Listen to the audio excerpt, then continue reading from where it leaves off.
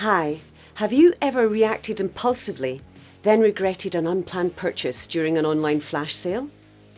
Do you feel good when you help a nice person and enjoy their thanks and appreciation? These natural and positive feelings are also the backdoor that fraudsters use to steal your personal information, data, and money. In 2017, online fraud became the most commonly reported crime in the UK, with a cybercrime being the most likely offence to affect you in your own home. As we do more and more of our business online, many of us are now taking control of online risks to avoid becoming a victim. Keep watching to learn about the risks and how to make better choices when dealing with network technology. People are the weakest link in keeping our data and our money secure. Taking responsibility for the choices that we make online will help reduce the risk of becoming a victim. The NHS Counter Fraud Service works with health and other public services to manage their risk of fraud and corruption.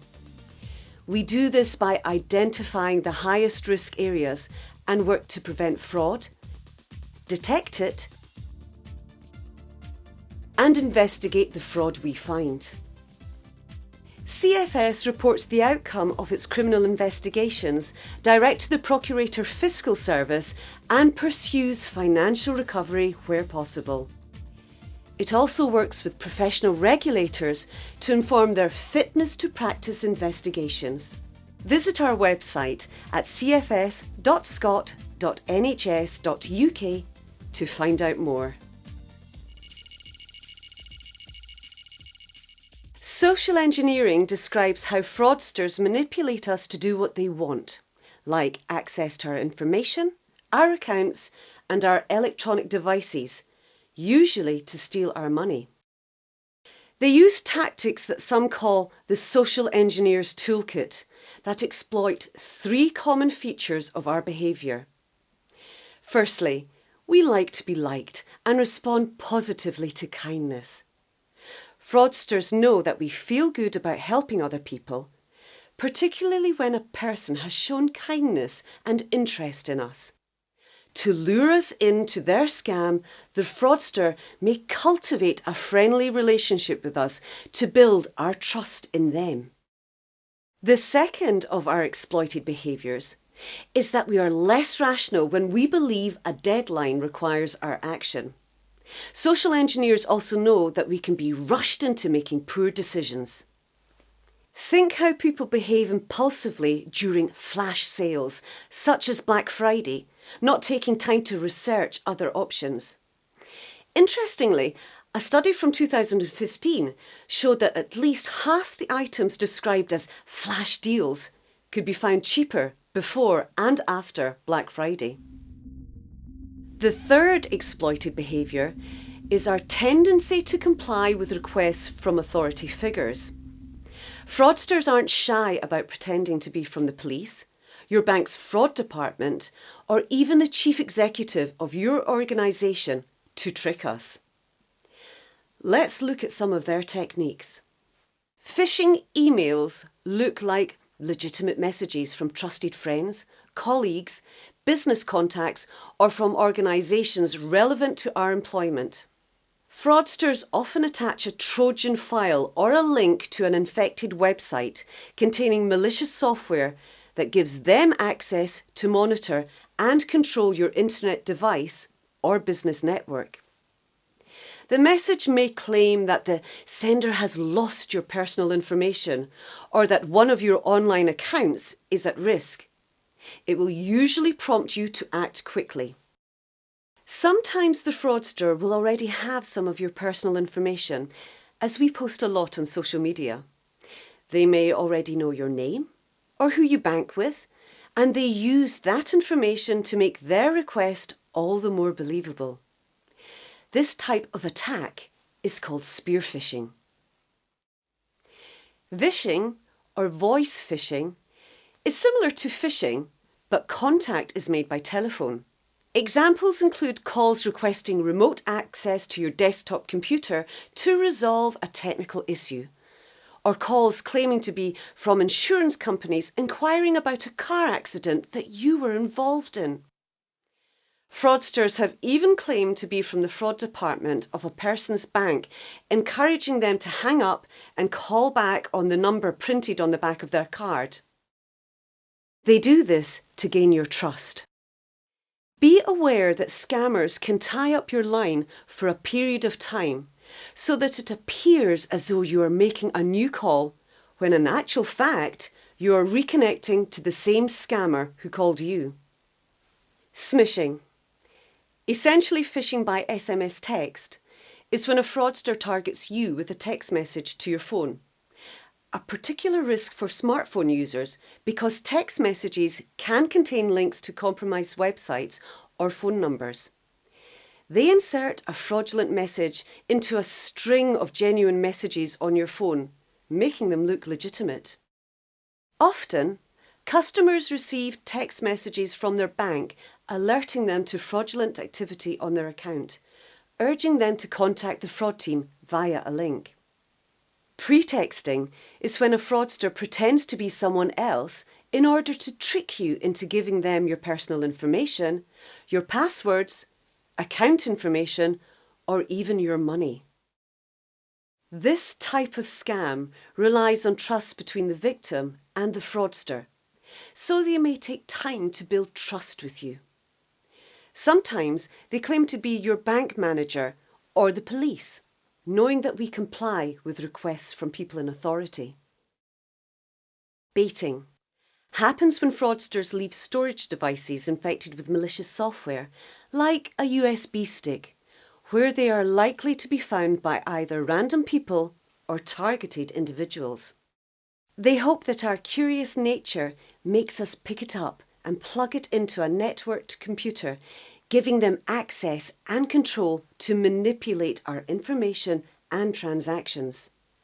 Receiving a storage device at our home through the mail service makes us even more likely to plug it into our computer.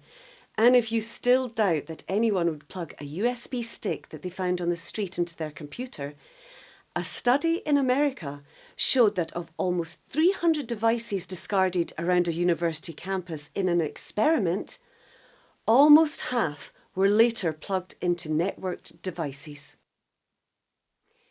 These frauds involve cold calling us, either by email, text message, or by leaving bait. To guard against them, we can take a few simple steps. Beware of unsolicited emails, particularly from unknown sources. If you're asked to click on links requiring login credentials or personal information, take a moment to verify if it is genuine. Contact the caller or sender independently of the message that you have received to confirm that the request is genuine.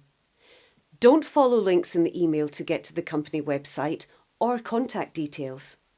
Be careful to never give out personal information to anyone who has cold called you.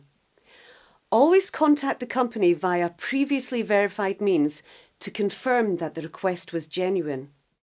Avoid clicking links or opening unexpected attachments, even if they appear to come from a trusted source. Email addresses can now be spoofed to appear to come from another address, and it isn't always easy to spot this. If in any doubt, check with the sender that what you received was sent by them. Make sure that you have antivirus software on your computer and smart devices, including your mobile phone, and make sure that all operating software and all apps are updated when new versions are released. Never plug an unknown device into your computer. Let's think of our own habits in relation to protecting your personal and business confidential information.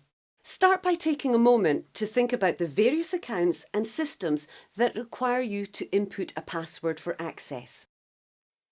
Now think about the number of unique passwords that you use for these accounts.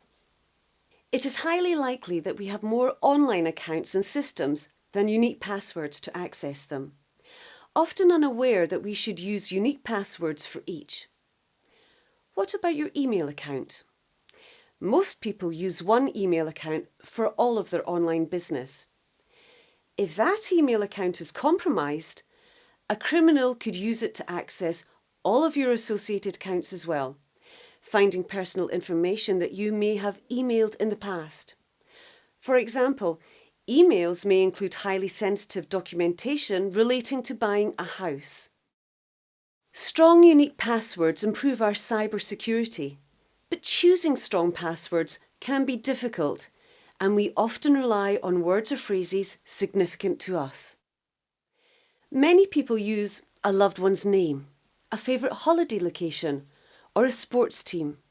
The type of information we also share on social media with both friends and fraudsters if your access settings are public. Criminals trawl social media for clues to our passwords and identity, and will use that information against us. They may even extend a friend request to you using a fake profile so they have access to even more of your information. Check your social media settings regularly and avoid becoming online friends with someone you don't know in person. Many people try to disguise their predictable passwords by substituting a letter for a number, but these passwords are easily guessed by hacking software.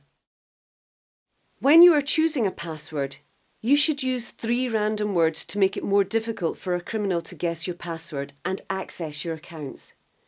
Add special characters and numbers if required.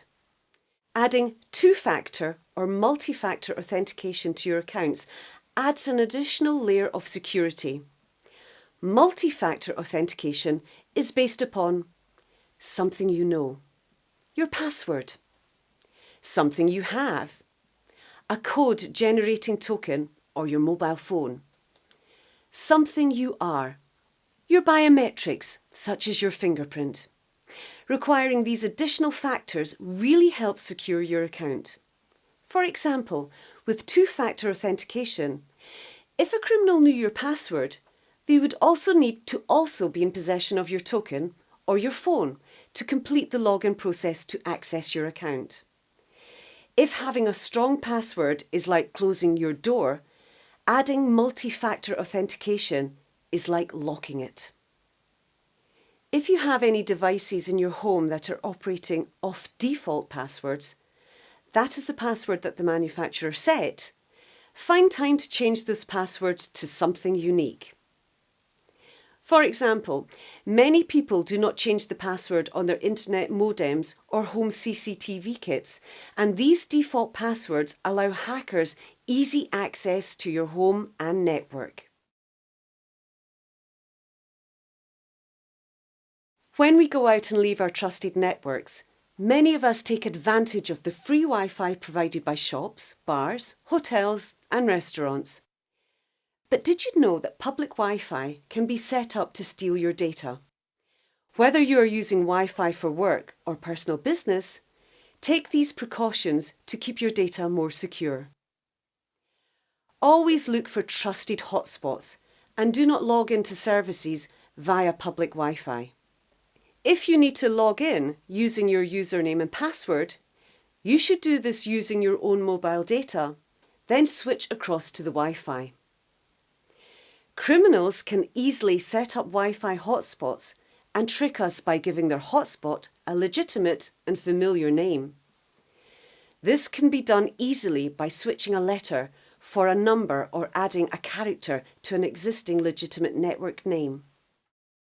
Take time to explore, understand and control the settings and app permissions on your device. Do you really want your device to jump onto the strongest available Wi-Fi hotspot without asking you first? Are you okay with a gaming app on your smartphone having access to your microphone or camera? And it's not just our smartphones, tablets and laptops that are at risk. The Internet of Things is ever growing and continues to make our life easier. But when our TVs, fridges, printers and kids' toys have IP addresses, there are even more risks and ways in which fraudsters and cyber criminals can cause harm. Now we know that fraudsters use the social engineer's toolkit, we can scan our messages for signs that raise suspicion, like deadlines, authority, or an unusually friendly approach. We learnt that passwords are strongest if they use 3 random words, and that we should use different passwords for different systems and accounts, using multi-factor authentication where possible. Finally, we outlined the increased risk of being online whilst on the go, taking care around public Wi-Fi networks and controlling the Wi-Fi and privacy settings on your mobile devices. Remember that people are the weakest link in keeping our data and our money secure. It is up to each of us to take responsibility for the choices that we make online and reduce the risk of becoming a victim. If you think that you have been a victim of fraud, contact your local police by calling 101 or visit www.actionfraud.police.uk.